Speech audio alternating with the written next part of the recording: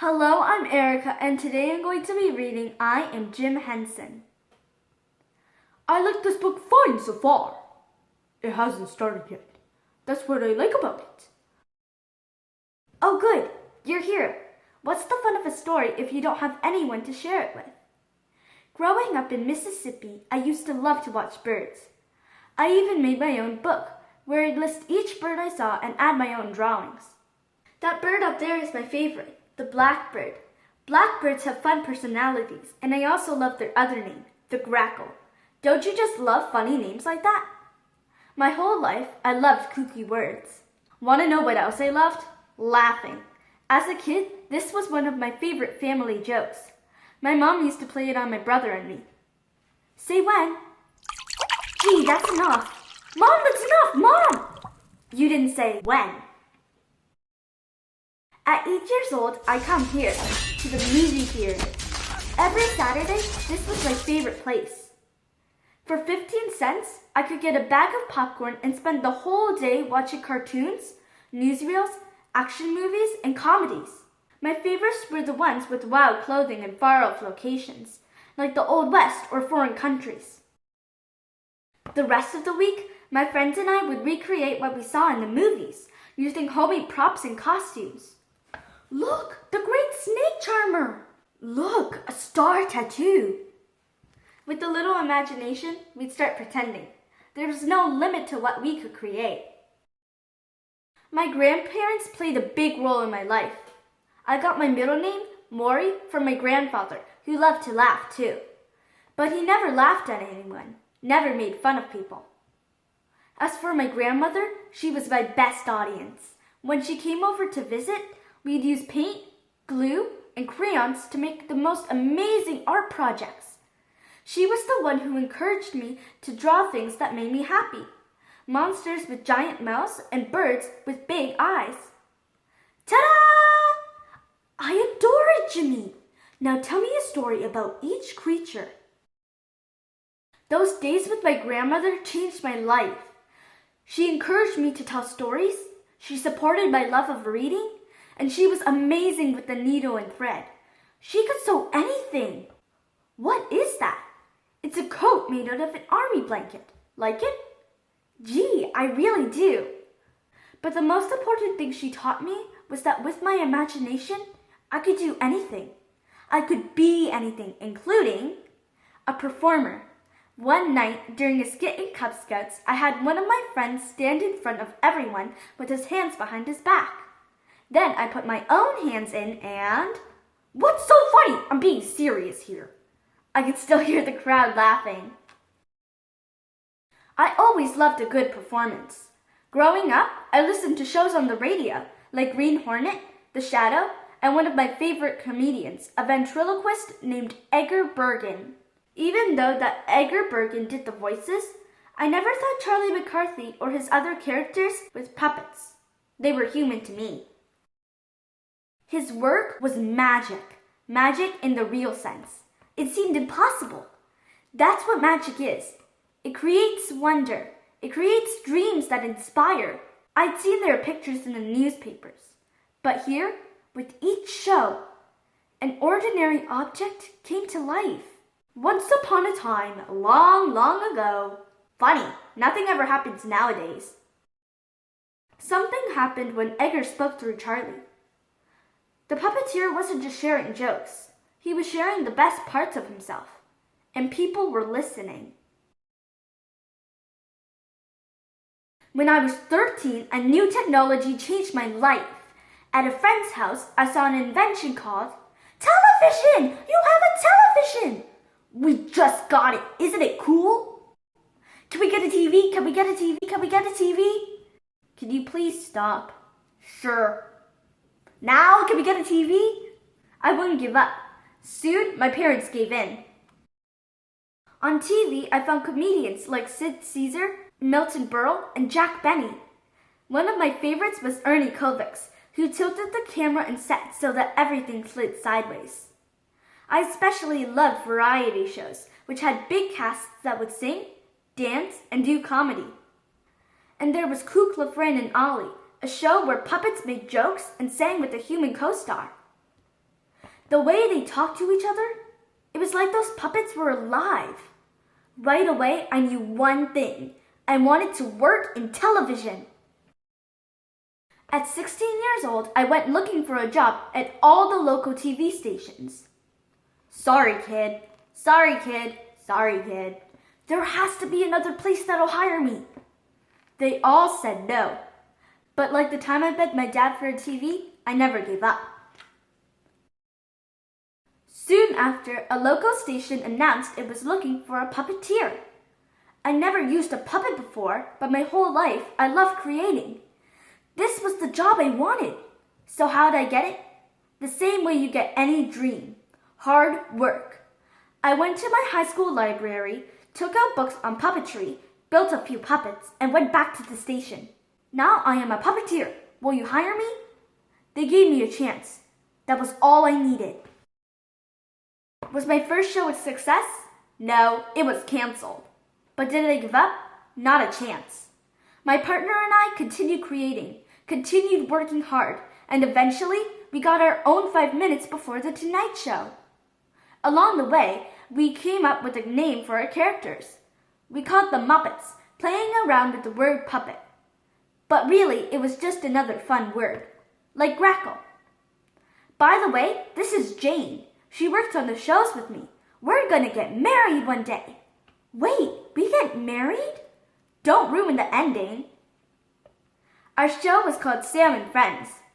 We needed a new puppet, and the answer was right in plain sight. I was 18 years old and found my mother's old wool coat. I cut it apart and sewed a new body. My grandmother taught me that one. I gave it a pointed face. I glued on the halves of a ping pong ball for eyes. And then I became the one to perform his voice. Yes, he was turquoise back then.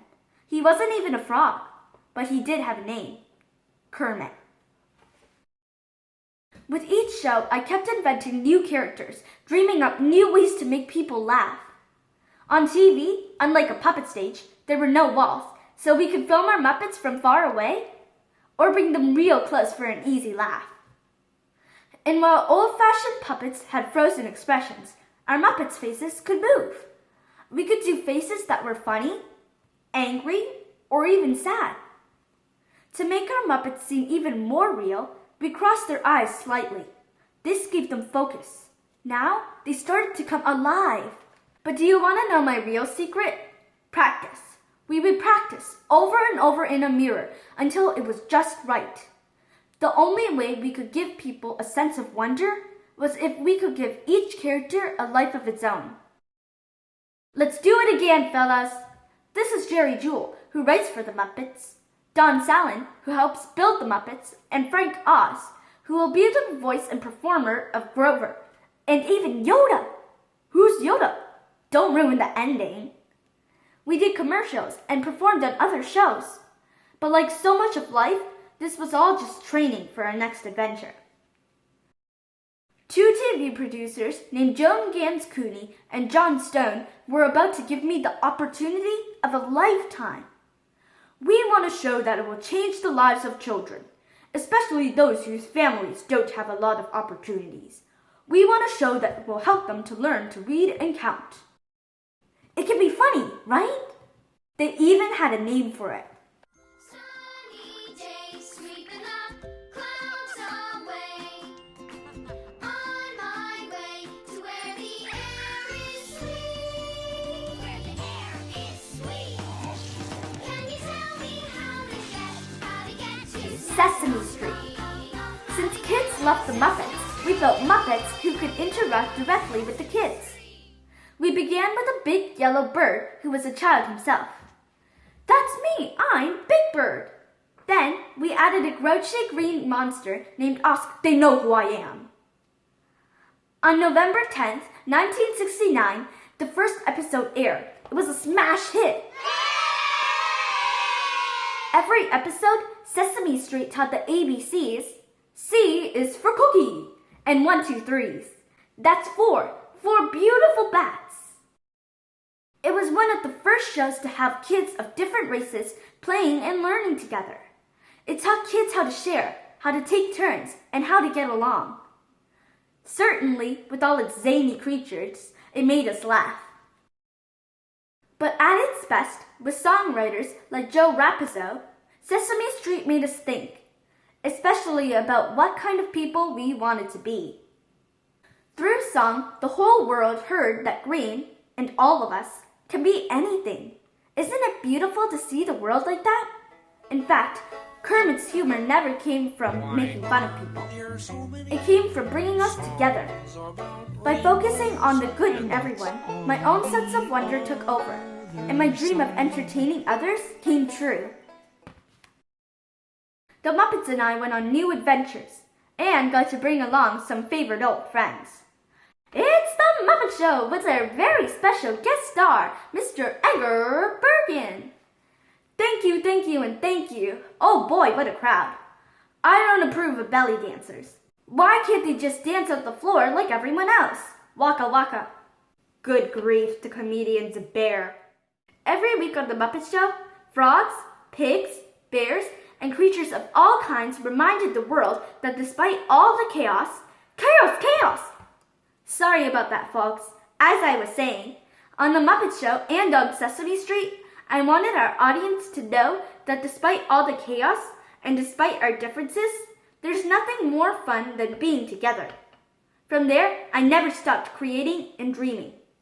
In fact, the more we performed, the more fun we had, and the more my dream grew, bringing millions of people together.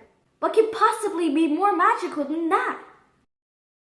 In my life, I love to create, but the secret behind my best creations wasn't a strong hand, or even a funny voice. It was a simple idea.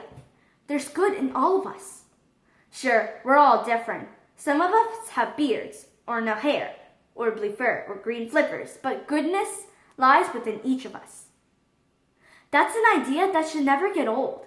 Believe in the good of the world. Create something new. Share what you love. And find others who believe in those favorite things you dream about. Together, we can make magic. Today, Sesame Street is watched by millions of kids in more than 150 countries worldwide, from Brooklyn to Bangladesh. At its peak, The Muppet Show was watched by over 235 million people per week. Did you know he even started the Jim Henson Foundation to promote and develop the art of puppetry? Not to ruin the ending, but is this the ending? I think that's the secret. As long as there are new dreamers, new people who love to entertain and pretend, this is a story that never ends. Guess what? I want to create cool things just like you. Gee, thank you so much. Don't let anything stop you. It starts when we're kids. That's when we learn some of the best things in life. Laughing, sharing, imagining, dreaming, creating. Never stop doing them, and never stop being kind. There's nothing wrong with being a do-gooder. I am Jim Henson, and I will keep believing and keep pretending. I've got a dream too, but it's about singing and dancing and making people happy. That's the kind of dream that gets better the more people you share it with. Kermit the Frog.